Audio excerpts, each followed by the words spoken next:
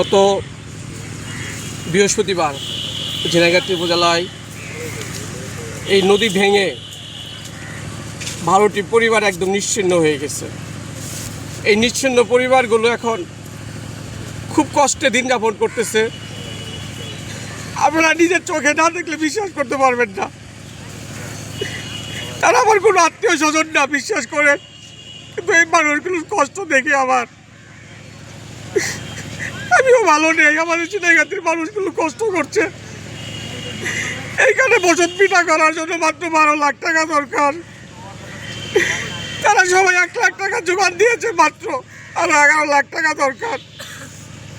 আমি দেশের বিত্তবানশালীদের কাছে অনুরোধ করবো, 2-5 হয়ে অনুরোধ করবো, আপনারা এগিয়ে আসেন, আমাদেরকে 11 লাখ টাকা দেন। আমরা এখানে বালু কেটে মাটি ভরাট করে এই মানুষগুলোর বসবাস করার জন্য একটা উপযোগের ব্যবস্থা করে দেই। সবার কাছে আমার অনুরোধ, প্রবাসে যারা থাকে তাদের কাছে অনুরোধ, বড় বড় ব্যবসায়ীদের কাছে অনুরোধ, আপনারা যে যার মাধ্যমে পারেন আমাদেরকে টাকা দেন। উপজেলা প্রশাসনের মাধ্যমে হলো টাকা দিতে পারেন। ঝিনাইগাতি উপজেলা বিভিন্ন স্বেচ্ছাসেবী সংগঠন রয়েছে, তাদের মাধ্যমে টাকা দিতে পারেন।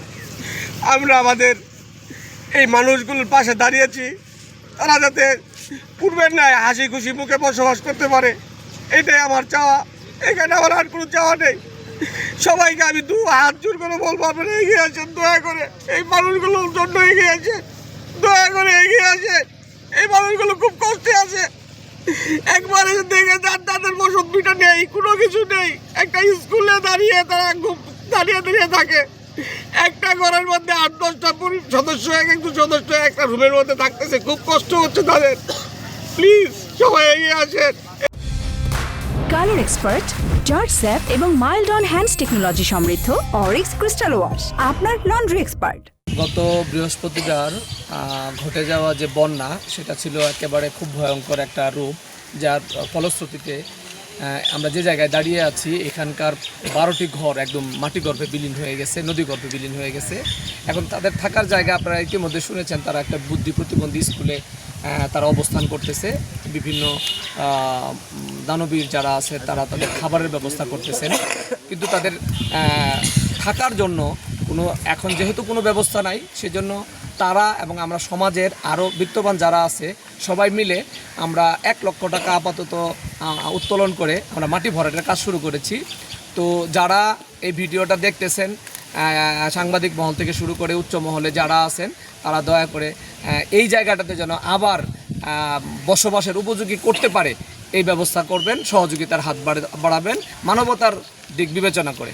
আমাদের ব্রিজের পূর্ব পারে যে 12টি পরিবার একদম ভূমিহীন, যাদের কোনো জমি জমা নাই বললেই চলে, একদমই নাই এই বাড়িটা ছাড়া, তো এটাও বিলীন হয়ে গেছে। তো আমরা সবাই মিলে সেই বুদ্ধি প্রতিবন্ধী একটা বিদ্যালয়ে তাদের থাকার ব্যবস্থা করছি।